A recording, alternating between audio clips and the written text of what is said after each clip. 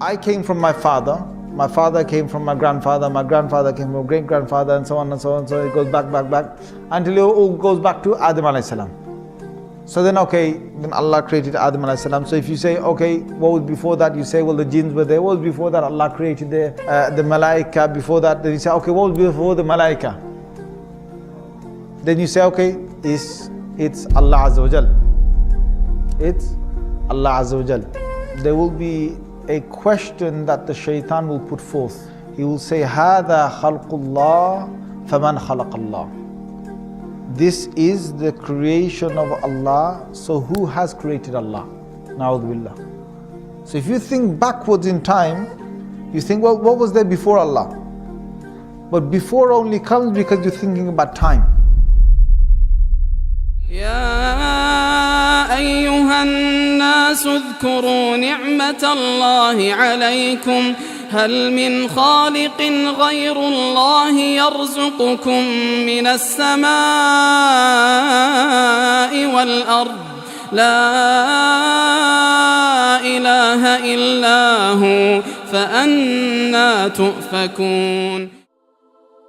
So before Allah Azza wa Jal, there is no before. That question doesn't even exist. There is no such thing before Allah. Allah was there, finished. And that's what we need to say. We can't use the human brain to understand this.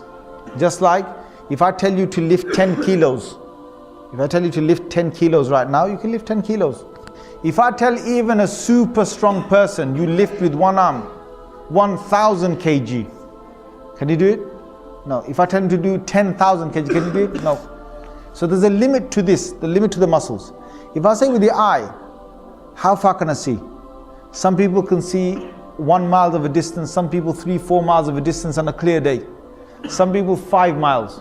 But if I tell him to see with this eye, a human eye, without any binoculars, without any telescope, without anything, to look and to see as far as 100 miles, or 200 miles. Can the human eye do that?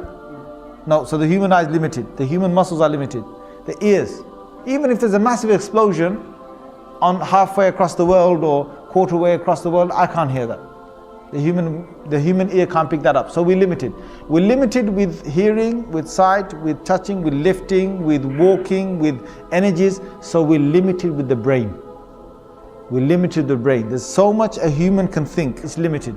So, would me and you be able to know about the unseen world, about Allah without any prophet? Yes or no? Yes or no? We can't. It's only through the prophets. So whatever the prophets now tell us about Allah, we have to trust it. The human can't bring now new arguments about Allah from himself. It won't work. Because the whole concept of Allah is not a man-made thing. Allah has sent prophets to the earth to talk about God. So if a question is now said about Allah Azza wa Jal, about who He is, what He was and so on, no human being can ever come and talk about God without a dalil and without a prophet evidence. You have to go through a prophet. So when philosophers, when scientists, when your normal ordinary human beings, they talk about God and that God must be this, God must be that, we do not accept the authority of anybody. We accept only the authority of the Anbiya, of the prophets, because they were told about God, from God, they were told who God is. So you have to go through them to find out who God is. Anyone else you will take, even if your own brain, you try and understand Allah, then you will fail.